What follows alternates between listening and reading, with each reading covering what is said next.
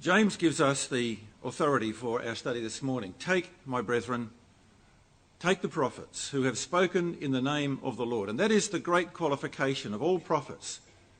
Jeremiah was told in Jeremiah 26 verse 2, go out and stand in the temple, say these words and diminish not a word. And that's the great thing about God's prophets, is that they say what God has said. They repeat it over and over again without compromise. And very often it leads to suffering, affliction and patience. And God is saying to us through people like Ezekiel and Jeremiah, don't be wearied in that practice. Don't faint in your minds and say, it's all too hard. I can't keep doing this. And we're going to try and catch the spirit of God's prophets through Ezekiel. Now just notice in chapter 3 verse 10 we just read, that when Ezekiel was given these things to say, God says, Son of man, all my words that I shall speak unto thee, receive in thine heart. We are not just trumpets of the watchman. We are not just a voice speaking the words of God. To be a good prophet, we must first receive it in our own heart and hear it with our own ears. It's got to be part of us. And then we can teach others what God has said. And so God says, you get this inside of you. Make it part of your own heart. Now, let's just clear up some of the major themes about Ezekiel, because we want to come to the man and his wife, because that's really the heart of our story. And there's a little thing at the end of the talk which Brother Phil's waiting for, which is about the remnant. But we want to just get rid of the big themes of Ezekiel. Now, both Ezekiel and Jeremiah were types of the Lord Jesus Christ. Ezekiel and Jesus both started their public mission at the age of 30. Ezekiel was born to be a priest. Jesus became the great high priest. They both horrified the Jews by prophesying the fall of Jerusalem, the destruction of the temple, and the imminent end of the Jewish state. That was the common theme of what they said to the Jews of their time. They both lifted the veil on Jewish religion to expose the hypocrisy, the wickedness, and the transgressions of the leadership. You will see that Ezekiel deals almost entirely through this book with the elders of the Jews that came from Jerusalem that now sit in front of him to get news about Jerusalem. And he keeps exposing the hypocrisy, the idols in their hearts. But they keep coming. And it's like Jesus, isn't it, with the Pharisees and the scribes. They can't stay away. They're drawn inexorably to hear his words, but they completely refuse to do them. But they're entranced by the words that he has to say. And it's the same here in Babylon with Ezekiel and the elders. And they both bore the title Son of Man. Let's just explore that one a little more freely. You know, God calls Ezekiel Son of Man 92 times in this book. 92 times, Son of Man. He is never ever called by God the Son of Man. And we need to make that very clear differentiation. The designation, the Son of Man, is reserved solely in the Bible for the Lord Jesus Christ. The Son of Man that God had made strong for himself, Psalm 80 verse 17. The Son of Man that has power to forgive sins, John 5. The Son of Man that has power to judge the resurrected, John 5. So Jesus is distinctly the Son of Man. Jesus is called the Son of Man 81 times in the 4 gospel records. He uses that quite differently of himself than is what we have here in referring to Ezekiel. Jesus is the Son of Man. He's not just a human being. He's the one man that God made strong of the whole human race. The one human by whose obedience he would reverse the curse, restore dominion, says Psalm 8. The Son of Man would restore dominion and fellowship with God. So Jesus is a different person to the way that Ezekiel is addressed. The title Son of Man that's given to Ezekiel first comes in chapter 2 and verse 1. He said unto me, Son of Man. So God now addresses him by this title right through the book. Hebrew is Ben Adam, the builder of the humans. He represents all of us, brethren and sisters. And we need to look at these prophets, particularly when it's in the visions, like we saw with Zechariah in the visions. They represent us, crowning the king. And we're going to find that Ezekiel goes on a journey with us, and he takes us not only on a journey through what God has revealed, but all the things of the future. He takes us on a tour of the temple in chapters 40 to 48. So when God says Son of Man, he's taking the focus off the person Ezekiel and saying, this is all of you who are included on this journey that he goes through. So that's why he's called the Son of Man. Okay. Like Ezekiel, we must see visions of God. We must hear God's word that he delivered. We must learn from them and take them into our hearts and faithfully speak God's words until the Lord returns.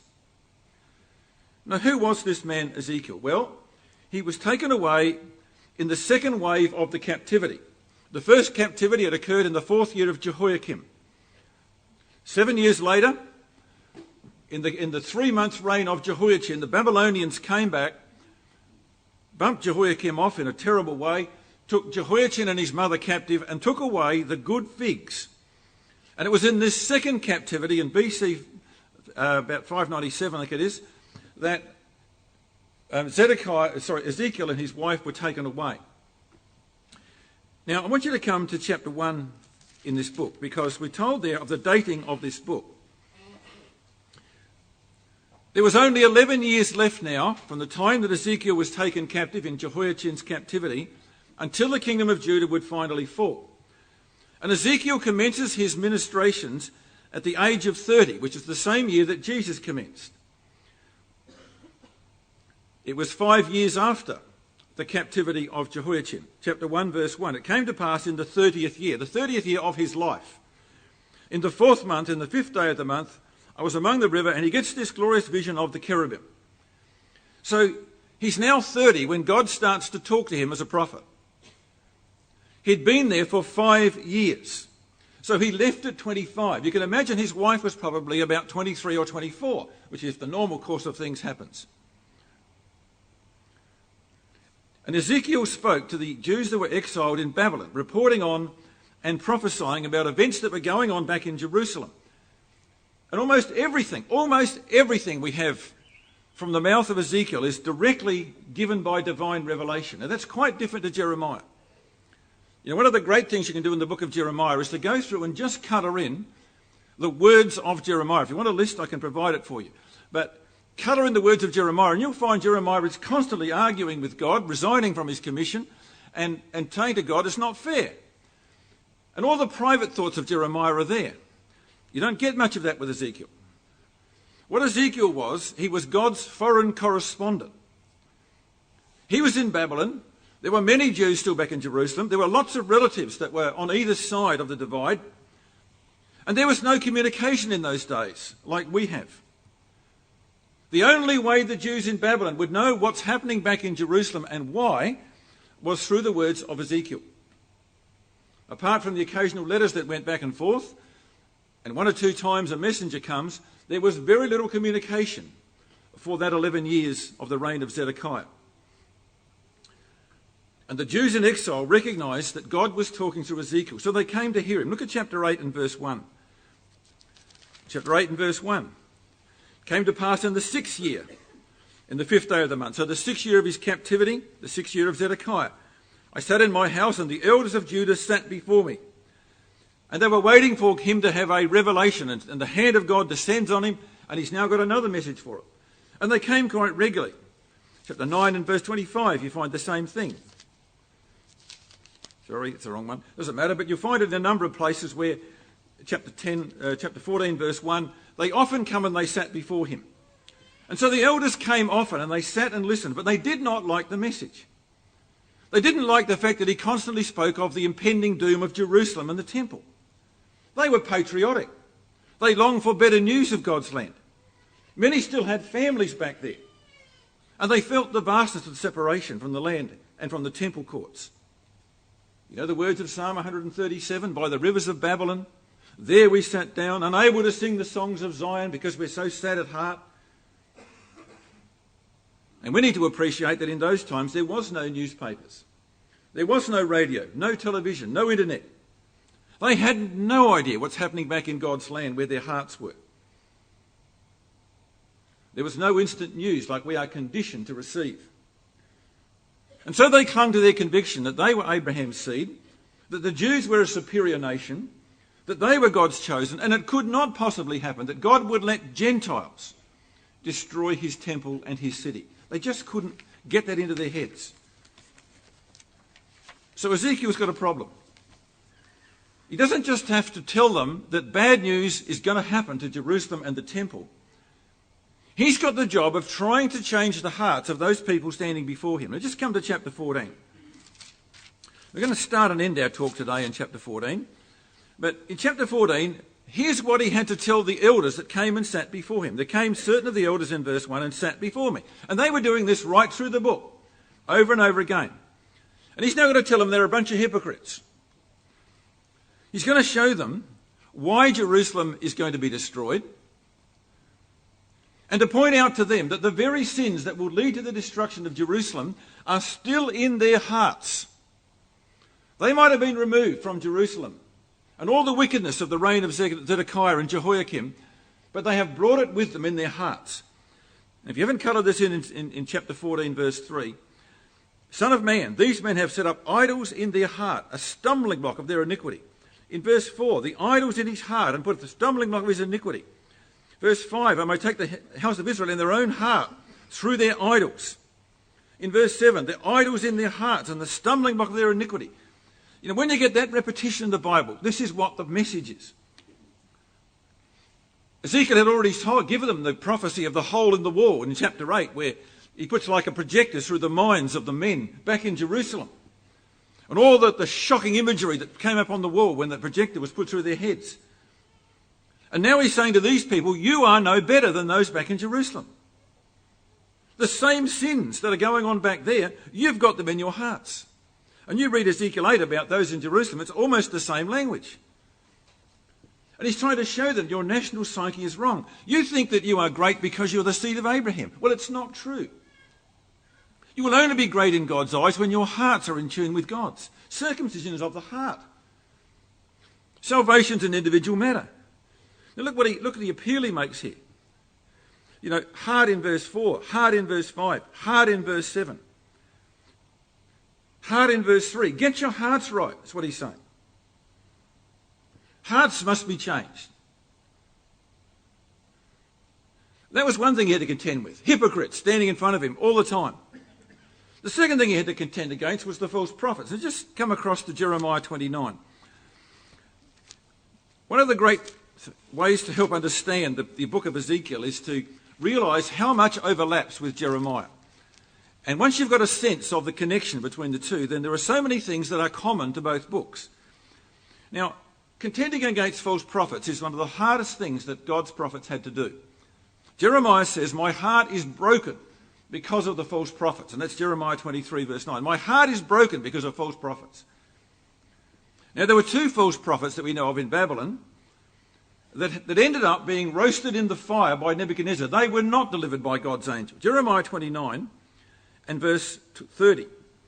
Hear the word, this is a letter from Jeremiah to Babylon. Hear the word of Yahweh, all you of captivity, who are sent to Babylon, from Jerusalem to Babylon. So he's writing to the same people that are talking to Ezekiel.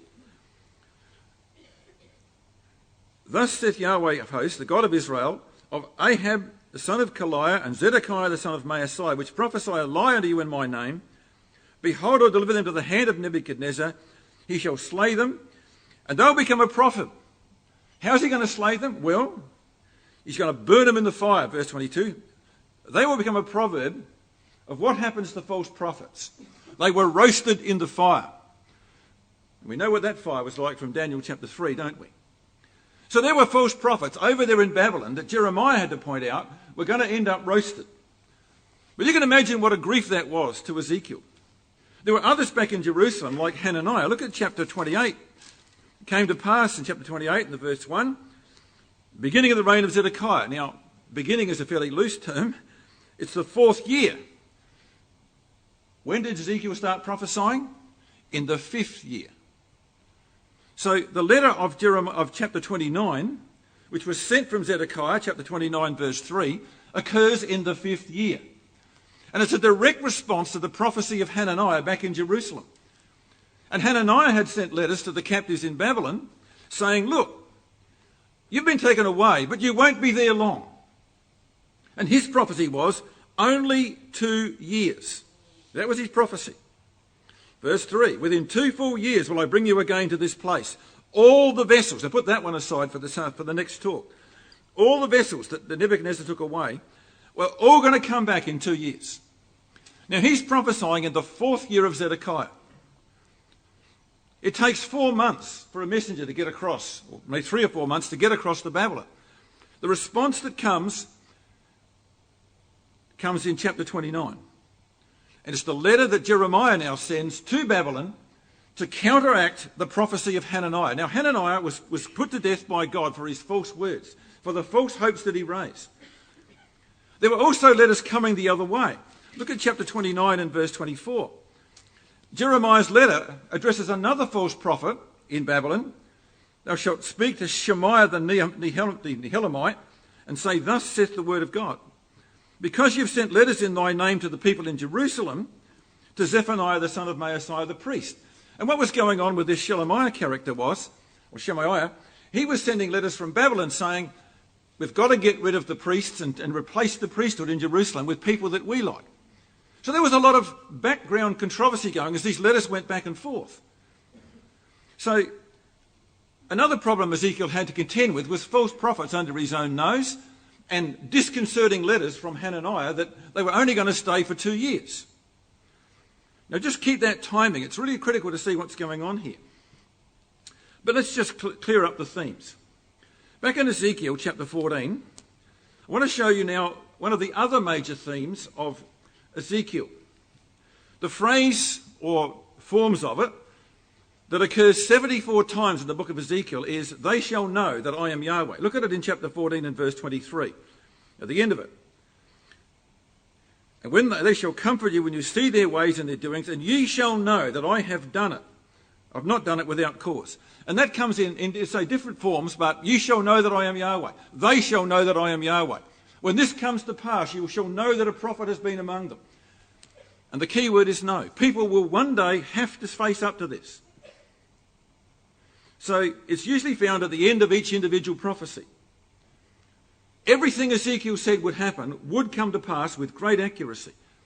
Men would then realise that Yahweh has foreknowledge and power to fulfil his will.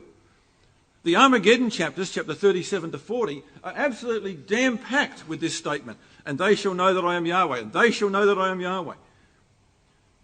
And sooner or later, both Jew and Gentile will be forced to acknowledge that God is in control. God can be ignored, disobeyed, put out of people's minds. But in the end, when it comes to pass, with unerring accuracy, they will know that God was in control all along.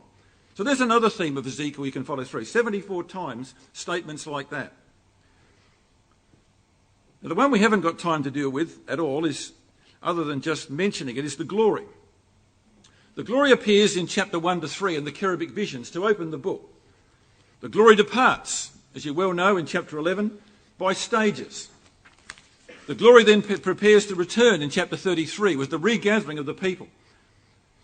And in chapter 40 of Ezekiel, which I'm sure that you've just covered recently in your effort, the glory returns by the way of the east and comes back into the temple with Christ and the saints in that grand march into that building. So there's another theme about the glory. We're not going to go there because it's just too massive, obviously, to think about. We're going to talk about the man Ezekiel himself. Now, some interesting facts about the book of Ezekiel. Ezekiel means God will strengthen. The hand of God was upon me is a common statement he makes. The hand of God was upon me. So he was strengthened to put these visions forward. Now I'm going to make 3 statements that I think at first your brain will reject. Everything we know about Ezekiel comes from his own book and nowhere else. Ezekiel mentions Daniel, Job and Jeremiah and various kings by name. But his name is mentioned only twice in 48 chapters and only twice in the whole Bible. You find that in chapter 1 verse 3. Let's go back there. The word of Yahweh came expressly to Ezekiel. And you find it in chapter 24 verse 4. And it's nowhere else in the Bible. That's the second amazing fact about the book of Ezekiel. The third one I found even more astounding. There is not one direct quotation in the New Testament from the book of Ezekiel. There's a few allusions. Look at the end of chapter 3. Chapter 3 and verse 27. Thus saith Adonai Yahweh, he that heareth, let him hear. That's quoted by Jesus in Matthew 13 verse 9. It's an allusion. It's picking up the same spirit of the prophet. But there's not one direct quotation from Ezekiel into the New Testament. But think how much we learn from Ezekiel about God's future plans. We have the exact detail in the dry bones of the stages of the revival of Israel. We have most of the detail about Armageddon in Ezekiel 38. We have the future temple of the age to come. We have the worship, the priesthood, the divisions of the land. All of that we get from the book of Ezekiel, and it's not quoted in the New Testament. You know, Ezekiel is an incredible book. It's a mixture of present uncomfortable realities and mind-expanding visions of the future. But there's just 3 or 4 facts just to think about, and we can discuss over lunch why that may be the way. As I said, we have very, very few of the personal thoughts of Ezekiel himself. There's almost no trace of his personal life, other than a few clues here and there. Nothing like Jeremiah with his anger, frustration, depression, sad feelings and resignations. So let's come to Ezekiel 1 verse 1 and let's just trace this man Ezekiel. He began to prophesy at the age of 30, the 5th year of Jehoiachin's captivity, 598 BC. 25, when carried away amongst the good figs with his wife. I want you to notice that. They had 6 years together in Babylon. And they were amongst the good figs. You know, Jehoiachin's captivity was described in Jeremiah as the good figs being taken away. And they took away the capable people, the tradesmen, the smiths, but also those who had potential. And God selected who went. And we're going to see that at the end of our talk. God picked out certain people to be taken away. He was happily married. They arrived together in Babylon. He was born to be a priest, but unlike other priests, he would never get to be one. He was going to be like Samuel and Jeremiah. The greatest work they would be was not as priests, but as prophets, and becoming the national conscience. The age of 30 was when you normally started your work as a priest. But in Babylon, there's no temple, no sacrifices, no law-keeping possible. He still, though, could teach divine knowledge. And where had he been educated? Now, you've got to put the chronology together.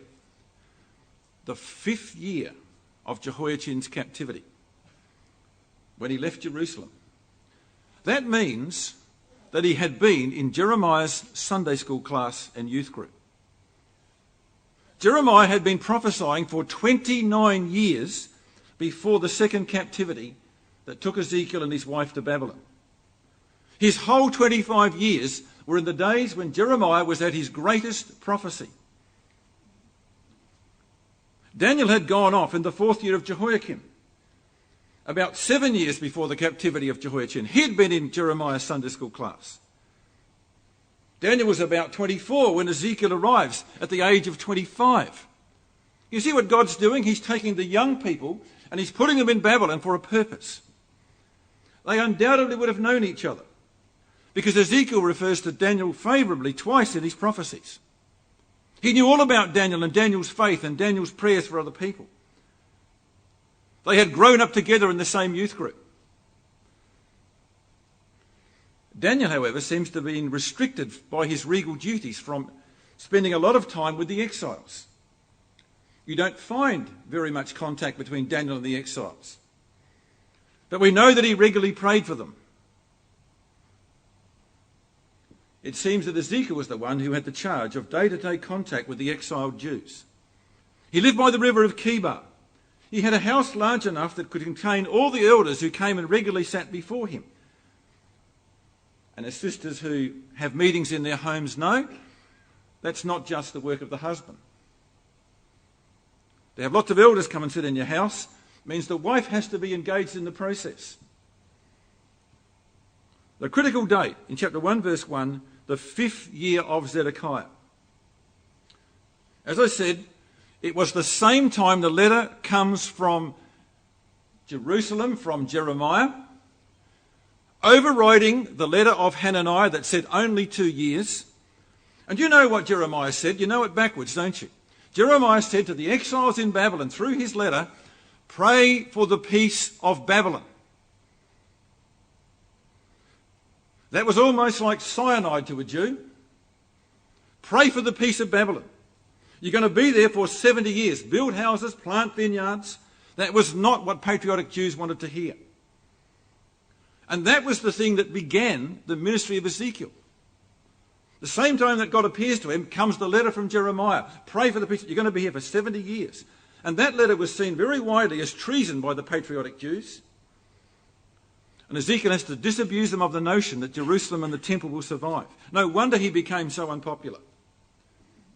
Now let's just think about the very unusual ways that he had to use to educate the Jews in Babylon. Come to Ezekiel 24 and verse 24. This is in the midst of the sign of his wife dying, but it gives us the key to how God used Ezekiel in those first 6.5 years. Ezekiel 24 and verse 24. We'll come back to his wife later on. Thus Ezekiel is unto you a sign. According to all that he hath done shall ye do. And when this cometh to pass, ye shall know that I am Adonai Yahweh. Now where it says, according to all that he hath done shall ye do it, what it means is what Ezekiel portrays in mime and acting is going to happen to Jerusalem. It's going to happen to you Jews. So when Jerusalem falls, you're not going to mourn either. So Ezekiel was a man of sign. What he does, what he teaches, he does by enactment. Now, why the need for the signs? Come back to Ezekiel chapter 3, the chapter we read.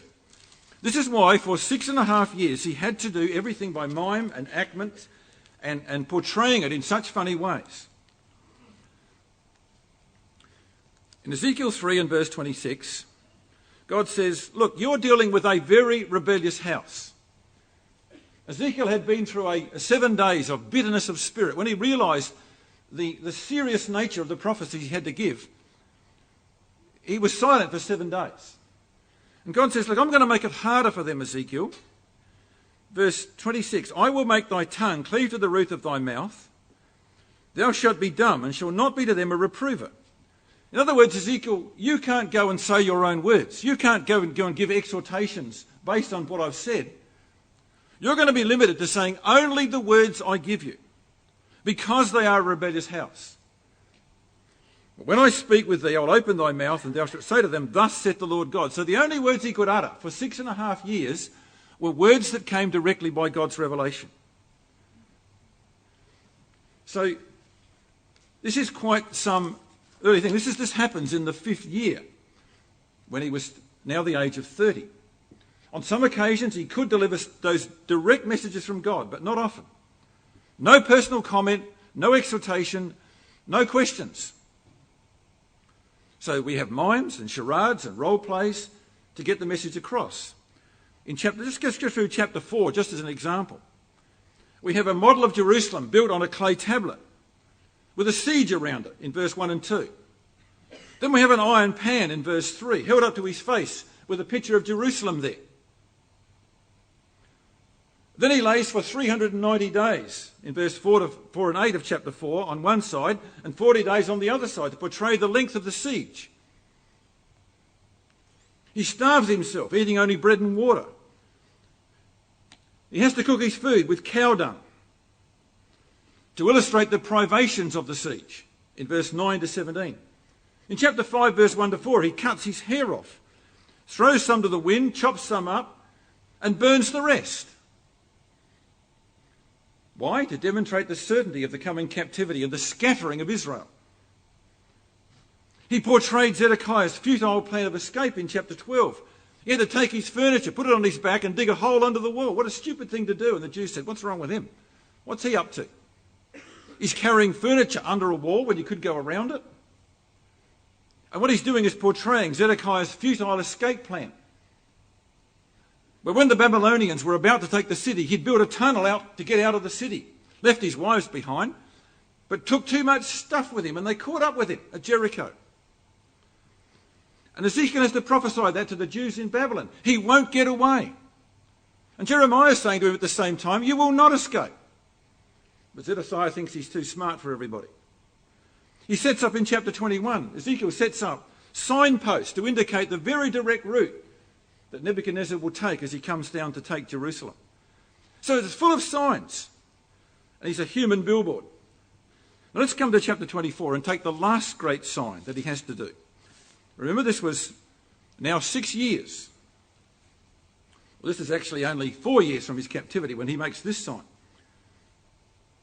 In chapter 24 and verse 1, we have Ezekiel in the chapter where he loses his wife. It's the 9th year and the 10th month and the 10th day of the month. And your margin's got 2 Kings 25 and Jeremiah 39.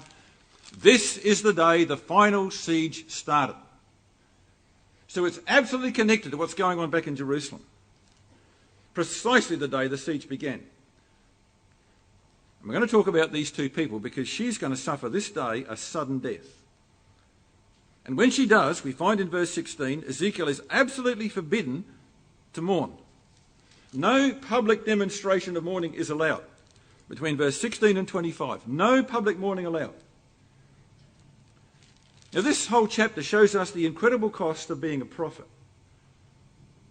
They were both, at this stage, somewhere around the age of 30 or less. And can I say, I really loved the picture last night of Ezekiel's wife. It just showed to me the strength of character that that woman must have had. It was hard enough to be exiled away from your family, homes, and land. It was hard enough to face opposition from false prophets who denied the words that you spoke. But to suffer the loss of your beloved wife and companion, described so beautifully in verse 16 as the desire of your eyes, is a very tragic thing indeed. You know, God looked at these two and saw their very close and loving relationship. And sadly, he knew that it was essential to this enactment. This is how serious God was in putting this in front of the people, that he would take away that woman under the age of 30. And in verse 18, it says, I spake to the people in the morning. So he gets this message from God. He gets the word of God in verse 15 in the morning. And he goes straight out into the street and he says, God has said, my wife is going to die.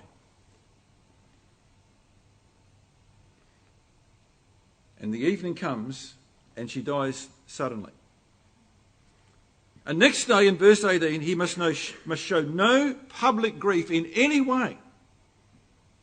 Now, to not mourn is something very unusual for the Jews. They were always very good at exorbitant shows of grief. Jairus' daughter, Dorcas. You know all those incidents where they always have this great ceremony. Absolutely no mourning. No change of clothes. Keep a good expression on your face. Smile at everybody. Now, why would God exact such a terrible price on the prophet? Well, look at verse 21. You've got to make the connection. When they ask you, why aren't you mourning? You shall say to them, behold, I will profane my sanctuary, the excellency of your strength, the temple, the desire of your eyes, and that which your soul pities, and your sons and daughters that you've left behind in the land. He's talking to these elders. They've got children back in Jerusalem who are going to probably die in the siege. You have to realise that you're going to lose something incredibly precious to you, you Jews.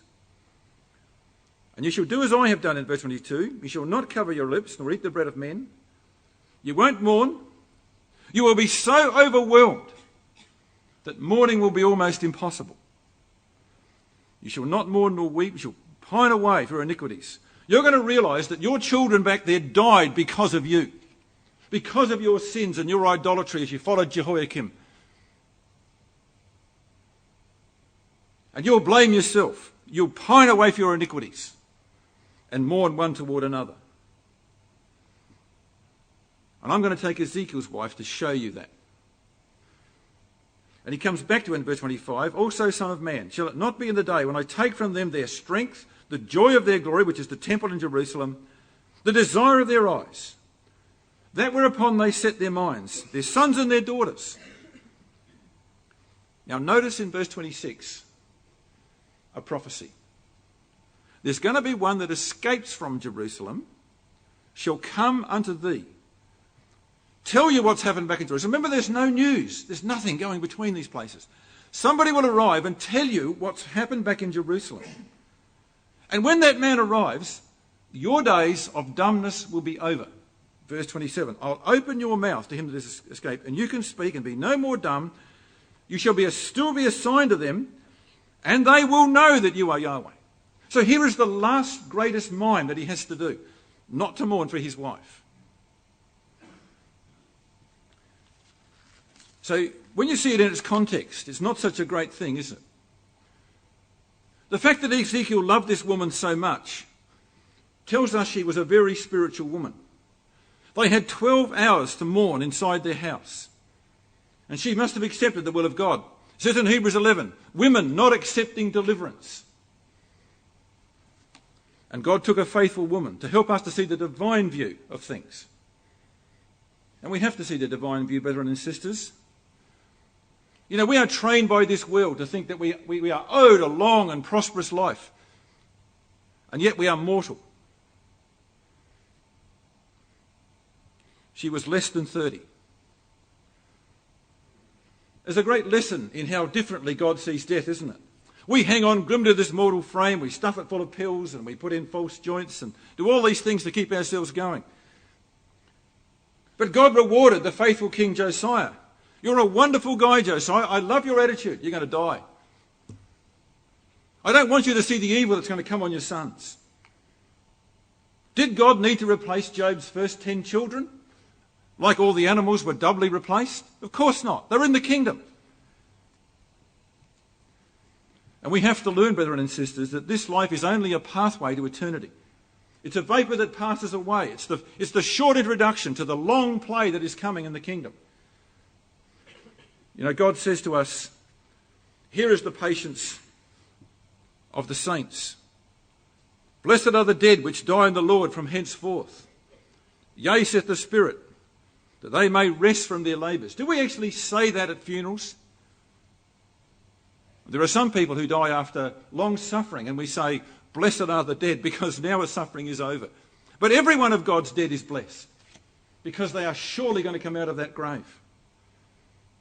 And Ezekiel had to go through the rest of his life lonely, sad, weeping inside for that woman, but knowing that God had taken her, that some people might be converted. And another 2 lonely years go by. Remember, this is the 10th month of the 9th year. Another 2 lonely years go by. The long siege continues in Jerusalem. Now come to chapter 33 and see the fulfilment of that prophecy about the man that escaped. Chapter 33 and verse 21. Came to pass in the 12th year of our captivity. Now the city fell in the 11th year and the 10th month. So it took months for this man, who was probably on the run, hiding from the Babylonians, to finally make his way back to Babylon. In the 5th day of the month, the one that escaped out of Jerusalem came unto me, saying, the city is smitten. So here is the fulfilment of the prophecy. Now the hand of Yahweh was upon me in the evening, before he that was escaped came. So the night before, God had opened his mouth, because the man was in the city. He came in the morning, and my mouth was open, and I was no more dumb. So there is the end of the 6.5 years of dumbness. As soon as this man turns up, God opens his mouth, and he can now speak to the people freely. So you can imagine, when Ezekiel's got his voice back, what would happen the next day? They would come in their droves to hear Ezekiel explain about his wife. To actually, now that the city has fallen and Ezekiel's words have come to pass with great accuracy, everybody wants to listen to Ezekiel. They shall know that a prophet has been among them, says God. And they certainly would. Well, let's just read about the crowd that came the next day. Again, it's all the elders. Chapter 33 and verse 30. And I can imagine Ezekiel thinking, it was terrible that my wife died, but they're all going to come and be converted now. Now that this has actually happened, they're going to sit there and everything I say will be like gems of gold to them.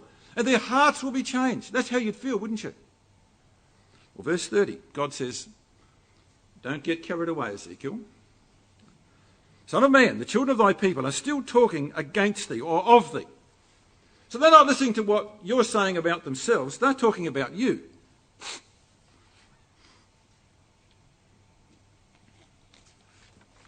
Well, we know what they said, doesn't it? They're talking about you by the walls and the doors of their house. Now, before I get on to that, I want to just talk about why God had muzzled his prophet. You know, we often wonder about the ways of God, don't we? Why did God make it so hard for the Jews to get to the real message of Ezekiel? Why were there such limited revelations of what could have been said? Why were there signs and charades and mimes and strange events that took place? And he can't explain them. You know, sometimes we sit back and we ask, why is Bible prophecy so complicated? Why are we trying to unravel rams and goats and bears and four-headed leopards and dragons and ten-horned beasts and harlots? Why doesn't God make it easier? Those of you who teach the truth, you think sometimes, why does God put so many passages in the Bible that can be read for Trinitarians and demons and devils and hell and spirit gifts? And we're always trying to explain away rested scriptures. Why doesn't God just say, look, here's 24 points, take it or leave it? But God's not like that, brethren and sisters. God said to these Jews, you're a rebellious house, I'm going to make it harder for you. My favourite saying, as many of you know, is the Brother Thomas, where he says, the deity delights in stimulating the intellect of his creatures. In doing so, he reveals himself mysteriously. It's why Jesus spoke in parables. It's why God uses signs, symbols, metaphors, complicated forms of revelation. Because he does expect us to grapple with his words, to seek their depths, to seek out the hidden meanings, to have a love of finding truth. And that struggle to unravel these things aids our memory and gives us vision.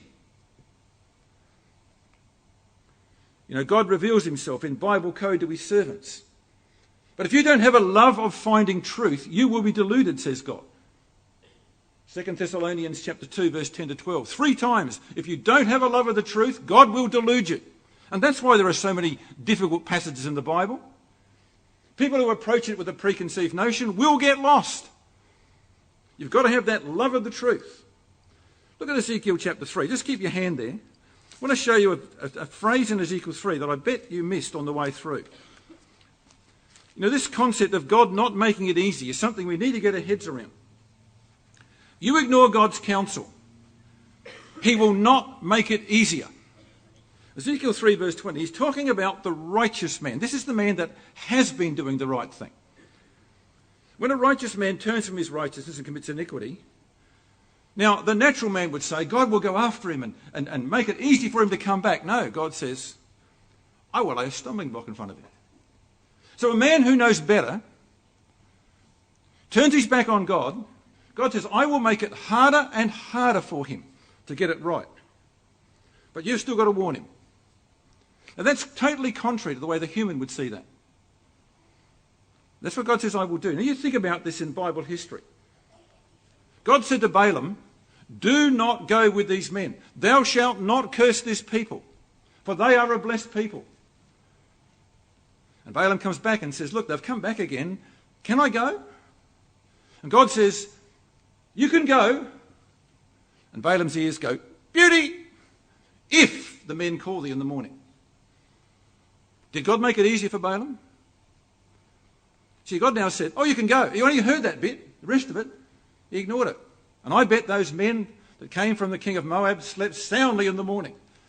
And Balaam's getting them out of bed and saying, come on, we're off. God said I can go. You see, he was a selective hearer. Think of King Saul. After 7 days, I will come, said Samuel.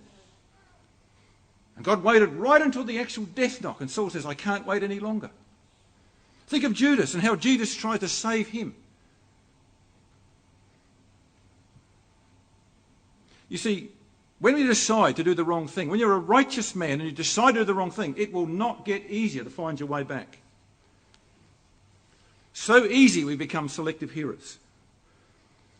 So that's why God put this incredible sign in front of them. That's why God made it hard. But now Ezekiel can open his mouth. Now, just while we're in chapter 3, let's just pick up the other theme of Ezekiel, being the watchman. I'm not going to spend a lot of time on this because you know what watchmen do. Right at the start of his prophecy, he was told he would be a watchman. In chapter 3 and verse 17, God gave him all kinds of visions, statements to make, but it's repeated over in chapter 33. So let's come back to chapter 33. And now when he's got his voice back, again he's commissioned as a watchman in chapter 33 and verse 7. Son of man, I have set thee to be a watchman to the house of Israel. So God is prefacing the return of his own voice. You've had 6.5 years saying only what I put in your mouth. Now you're going to be able to speak freely, and you're still a watchman. And you have to be just as faithful in what you now say of your own opinion as you said when you were repeating my words. You're a watchman. And we have all the same things about watchmen. You know what watchmen do. We all know what watchmen do. You know, they blow the trumpet, don't they? You've got to warn them, otherwise the blood is upon your head. God has no pleasure in the death of the wicked, says verse 11. I have no pleasure, says God, in people dying. Turn to me. Why will you die? So now Ezekiel can speak. Now just come back to that end of chapter 33. And Ezekiel has now got this second commission to be a watchman. His voice is now opened, and he thinks, isn't it fantastic? Won't they now listen? Well, God says, look. And can I just say that from verse 30 to verse 33 is one of the greatest exhortations you find in Ezekiel for us, because we are very prone to the sin of these elders. They're talking against thee, or of thee, as the margin says. They were judging the words of Ezekiel by the quality of delivery and not its personal application. They were keen to hear the word expounded, but very reluctant to do anything about their complacency. They were like the man of James 1 who looks in the mirror and says, oh dear, my hair is all out of place, but I haven't got time to do anything about it. In verse 32, Verse 31, they come unto thee as the people cometh, and they sit before thee as my people. They look like disciples. And they hear thy words, but they will not do them. What was their attitude in verse 32? They were brilliant at analysing the speakers and comparing them. To them, Ezekiel was a performer. It's like us going to a symphony concert. We're enthralled by the music. We see the talent on show. But it doesn't change your heart, does it? It does nothing for your heart. It's just another performance. And too much of this happens, brethren and sisters, in our midst. We hear the word unfolded, and then we start to rationalise it away. Oh, well, he's a bit extreme on that, and you'd expect that from East Torrens. And, you know, it just goes on. We start to rationalise it. It doesn't apply to me. God doesn't really expect that we should have to do those hard things. We do exactly what these people did. If your only comment at the end of a Bible talk is, well, he wasn't in good form as he usually is, or like my grandmother used to say, I hope so-and-so was listening, then you've got a problem. You've got the same problem as these people. And verse 33 says, when this comes to pass, the future words of Ezekiel from here, and it will come, says God, then they shall know that a prophet has been among them. So, brethren and sisters, don't get caught up in the very common problem of thinking we have the right to analyse and compare speakers. It's one of the great sins of our community that we put people on pedestals because they can speak better than other people.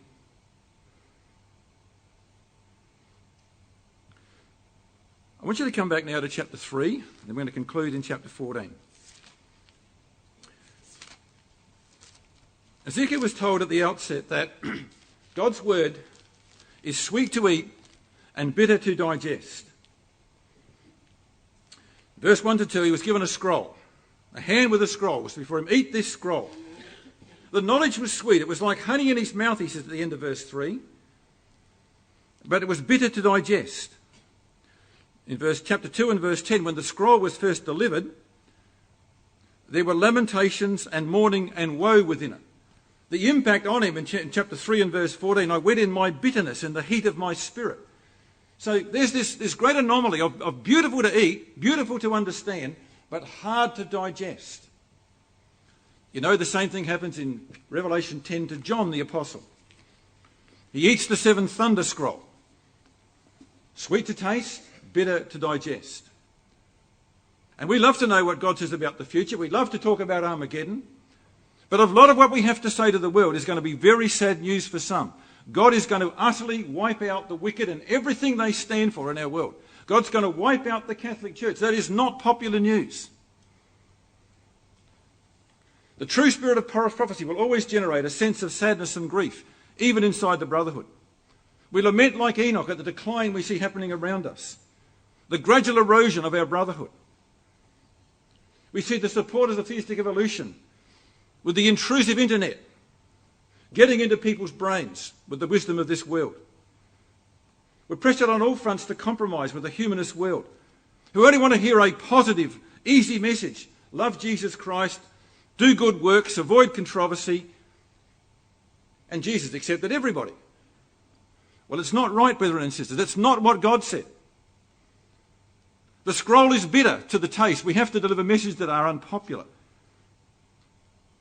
And I believe we're going to be faced very soon with ecclesias compromising on marriage in or out of the truth, on morality, the feminist agenda.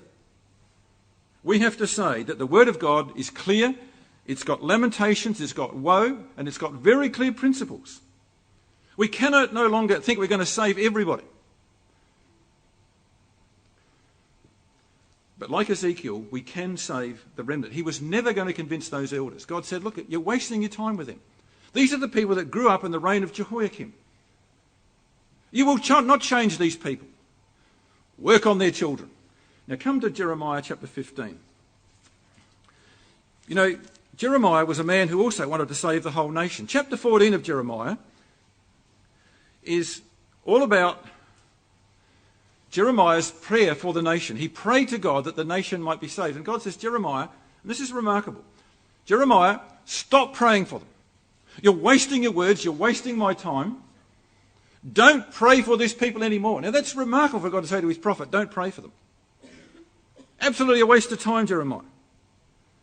What you've got to do, Jeremiah, is look after the ones I've given you. Jeremiah chapter 15 and verse 11. Yahweh said, verily it shall be well with thy remnant. Jeremiah, you've got to focus on the remnant. Now notice that word very particularly, the remnant. Because I'm going to make sure they survive the siege. All the people that I know that are good people left in Jerusalem, they will all survive the siege. Not one of them will be killed in the siege. Ebed-Melech was a classic example. Barak was another one. Gedaliah was another one. So God says, I'm going to preserve that remnant, Jeremiah. Now, he was saying to Jeremiah, look, Jeremiah, you're so busy trying to save everybody, you're wasting the time you could spend on the remnant. Go and talk to them. Look at the Sunday school class he then developed.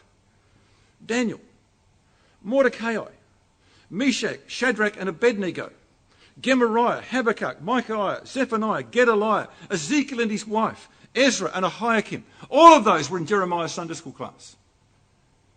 What a remnant, brethren and sisters. And what did God say he would do with them? Well, he said this. Jeremiah 24, you know so well. God says, and this is a prophecy of the captivity of Jehoiachin. I will acknowledge them that are carried captive of Judah. And look what God says, whom I have sent. So when God took this second captivity, it included people like Ezekiel and his wife that God said, I'm going to pick them up and I have sent them away for their good. And I will set mine eyes upon them for good, says God. That means the angels are going to be everywhere around them because the angels are God's eyes. And they are the ones I will bring back. So they've got to be young people we're talking about here. I will bring them back, says God, and build them. I will give them a heart to know me, says God. A heart to know me. Where did we start off? In Ezekiel 3 verse 10. Let these words go into your heart. I'm going to put a heart in these people because these elders have got nothing but idols in their heart. To know me that I am Yahweh. That's almost Ezekiel, isn't it? They shall know that I am Yahweh. And they shall be my people and I shall be their God. You know, we sang at our opening hymn about put thy law within their hearts. Bring them back again from their captivity. So God says, I'm going to send this particular group away, that the next generation that comes back after the 70 years will be a much better generation. Now, how's God going to do that? Well, Ezekiel is going to take over the Sunday school class and youth group from Jeremiah. From all the dates we have, it seems Ezekiel only prophesied for 27 years. Maybe some of the latter chapters of Ezekiel came in later years, but they're not dated. It would be another 40 years from the last dated message that we have in Ezekiel until the decree of Cyrus. So get that right. 70 years captivity. The first 30 years, he's very active in prophecy. The remaining 40 years of the captivity until the decree of Cyrus, there's almost nothing recorded of Ezekiel and his preaching. So what's he doing for that last 40 years? Well, you think about the quality of those that went back. How improved spiritually they were. Remarkably, after the exile in Babylon, the Jewish nation never, ever, ever served idols again. You think of the change of the mentality of that nation from the days of Jehoiakim and what Josiah inherited from Manasseh. You think of how much that had got it. Never, ever again do you read of idols in Israel. Much of their improvement was due to the influence of Ezekiel and Daniel. The new generation had people in it like Joshua, Zerubbabel, Nehemiah, Ezra, Haggai, and Zechariah, and Joshua the high priest to lead it spiritually. Poor old Jeremiah, he never saw any national revival. He never saw any repentance in his lifetime. But Ezekiel would witness the spiritual regeneration of the people, of these exiles, working with Daniel to prepare the good figs to go back. And when the decree of Cyrus finally came, about 50,000 volunteered to go. And most were outstanding people like Nehemiah's wall building in 52 days. And all the different people who contributed. And this new generation that would go back would take with them Ezekiel's vision of the latter glory of the house. Remember, Haggai said to them, don't worry about this house that you're building. You are building for the latter glory of the house. And they had that vision. They could read from Ezekiel what the latter glory of the house would look like. I'd love to have heard Ezekiel explaining his prophecies about the house of the age to come. So you see, the great work of making the good figs fit for return, that they shall know in their hearts that I am Yahweh, was the work of Ezekiel. Now let me prove it to you. Chapter 14 of Ezekiel and verse 23. Now remember, God said to Jeremiah, look after the remnant. Stop praying for this people. I've given you a remnant. That's the ones you've got to work with, Jeremiah. Well, look what he says to Ezekiel. Verse 22, yet behold, therein, that is, in the siege of Jerusalem, shall be left a remnant that shall be brought forth. This is Jeremiah 24 exactly, the good figs. Both sons and daughters, young people. And behold, Ezekiel, they shall come forth unto you. You put that together. God says this. Jeremiah's been doing a great work on the Sunday school and youth group back in Jerusalem, but the time has come for Jerusalem to fall. I'm going to take them out of Jeremiah's grasp, and I'm going to give them to you, Ezekiel. I'm going to send them to you. Very specific, isn't it? And ye shall see their doings, their ways and their doings. You're going to see the quality of these young people that Jeremiah has been working on. And it'll get over the sorrow of the loss of Jerusalem. You shall be comforted concerning the evil I brought upon Jerusalem, even concerning all that I brought upon it. You will be able to manage your own grief at the loss of Jerusalem and the temple by the comfort you will get from this remnant I'm going to bring to you. And verse 23 is beautiful. And they shall comfort you.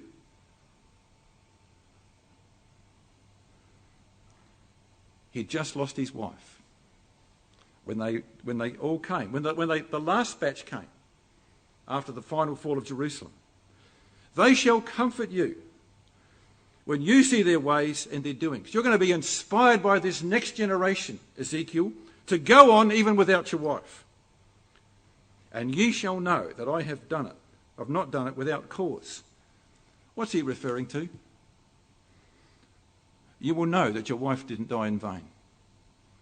You will know that Jerusalem is not fallen without some purpose for the future. You will know I've not done it without cause. And to a man that was going to be grieving for his wife, he would read those words again and again and be greatly comforted by those that God had sent to him. As times become more and more critical, brethren and sisters, let us be content to work with those who do want to understand the visions of God, who do want to follow divine principles. Let's educate people to be sensitive to what's going on in their heart. And let us have our minds stimulated by these wonderful things that God has written so uniquely to stimulate our intellect. And let's work with the remnant. You know, Jesus said, strengthen the things that remain.